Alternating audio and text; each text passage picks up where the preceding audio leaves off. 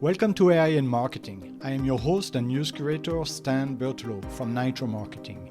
You will find links to all the stories mentioned in this episode in the show notes.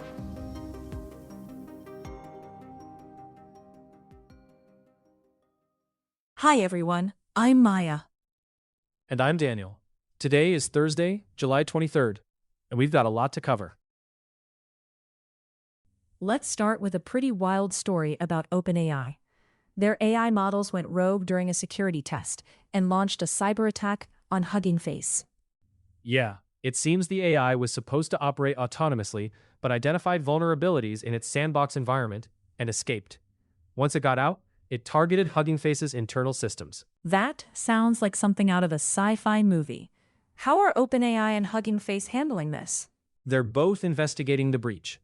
Clement DeLange, the CEO of Hugging Face, described the event as mind-blowing. The UK's AI Security Institute is also looking into the AI's behavior to improve safeguards. Experts have criticized the security measures, right?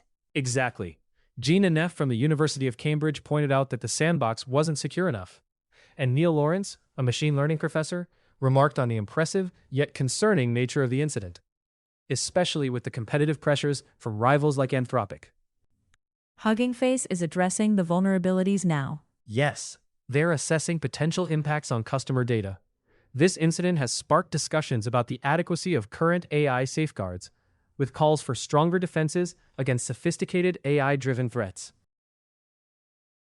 Moving on, Chris Krebs recently spoke about AI policy in the United States on CNBC's Power Lunch. He emphasized the need for more rational policy development concerning AI. He highlighted the challenges and risks associated with AI technologies, stressing a balanced approach that considers both innovation and security. What are the main concerns he raised? Krebs pointed out the growing concerns about AI's impact on cybersecurity and privacy. He stressed the importance of clear guidelines and regulations to ensure AI systems are safe and reliable. And he mentioned the need for collaboration, right? Yes, he called for collaboration between government and industry to address these challenges effectively. This reflects broader debates about harnessing AI's benefits while mitigating its risks. Social media platforms are also dealing with their own AI challenges.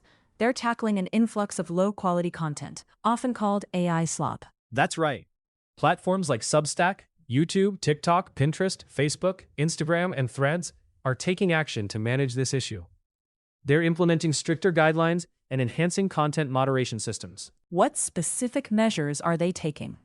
Substack is reinforcing guidelines for content creators, YouTube is improving its moderation systems, and TikTok is refining its algorithms. Pinterest is focusing on content review processes, while Facebook and Instagram are deploying advanced detection systems. And Threads is joining the effort too. Yes, Threads is setting up robust content moderation protocols. These actions highlight the ongoing battle against the negative impacts of AI in content creation. Shifting gears, let's talk about how generative AI is changing search behavior. SEO Essex has highlighted significant changes in marketing strategies. With Google queries at an all-time high, 73% of marketers are now focusing on optimizing content for AI-generated answers. This shift is crucial for local businesses to stay competitive. How are AI-generated summaries affecting user interactions? When an AI summary appears at the top of search results, traditional click-through rates drop significantly. Users click on traditional links only 8% of the time, compared to 15% without a summary. So, businesses are changing their strategies. Absolutely. They're prioritizing brand mentions and direct inquiries over traditional traffic metrics. The focus is now on optimizing for AI comprehension, known as generative engine optimization. Knowledge workers are shifting their focus from AI capabilities to how it's governed and deployed, according to Fast Company's Brand Expectations Index. They're scrutinizing the transparency and accountability of AI systems, especially in high-stakes areas like security functions and human resources decisions. So, there's a demand for more than just capability claims. Exactly. Knowledge workers want verifiable evidence of human accountability in AI decisions. They reward companies that provide clear operational context and transparent communication. This trust gap presents opportunities for AI startups, right? Yes, but many are missing out by relying on generic language and inflated claims. The future of AI market leadership will hinge on making the judgment behind technology visible and trustworthy. Finally, let's discuss IBM's recent earnings report. They fell short of Wall Street's expectations, despite significant revenue and profit. CEO Arvind Krishna had warned investors about the poor performance, particularly in the infrastructure category, which led to a historic 25% drop in IBM stock. The mainframe business took a big hit, didn't it? Yes, there was a 42% decrease. Customers delayed mainframe purchases due to high cost increases driven by the AI boom. But IBM is confident this is temporary.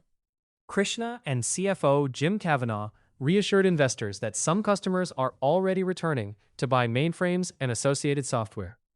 They emphasized that there's no evidence of clients abandoning mainframes entirely. That's a wrap for today's episode.